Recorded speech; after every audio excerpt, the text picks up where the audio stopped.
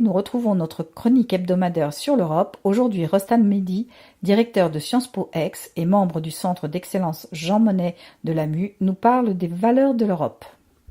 Rostan Mehdi, l'Union européenne s'est construite autour de valeurs. Que faut-il entendre par les valeurs de l'Union européenne ? Alors, les valeurs, ce sont les principes sur la base desquels l'Union européenne, effectivement, repose. Des principes philosophiques, politiques, qui sont d'ailleurs rappelés à l'article 2 du traité sur l'Union européenne. La dignité humaine, la liberté, la démocratie, l'égalité, l'état de droit, le respect des droits de l'homme, y compris des droits des personnes appartenant à des minorités.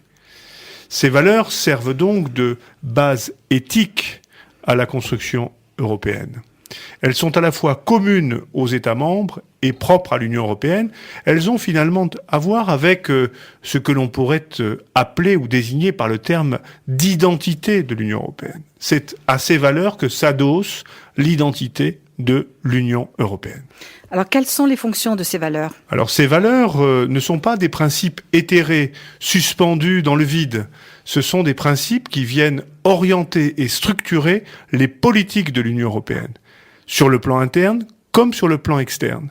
On ne peut pas concevoir qu'une politique de l'Union européenne aille à l'encontre, par exemple, du principe de dignité ou du principe d'égalité. Ce sont donc des valeurs à la fois de structuration et de projection du modèle européen vers l'extérieur. C'est d'ailleurs un point qui est envisagé par le traité lui-même, dans la mesure où le traité rappelle que dans ses relations avec le reste du monde, l'Union européenne affirme et promeut ses valeurs. Pour dire les choses très simplement et très concrètement, dans ses rapports avec des États tiers, dans le cadre d'accords d'association, l'Union européenne doit veiller à ce que chacune des parties respecte les valeurs qui sont les siennes, mais qui, d'une certaine manière, ont vocation à être elles-mêmes universelles.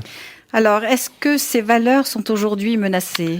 Oui, elles le sont, malheureusement. Elles le sont à la fois parce que ces valeurs sont minées à l'intérieur même de l'Union européenne, et elles le sont parce que l'Union européenne est à proximité d'un arc de crise.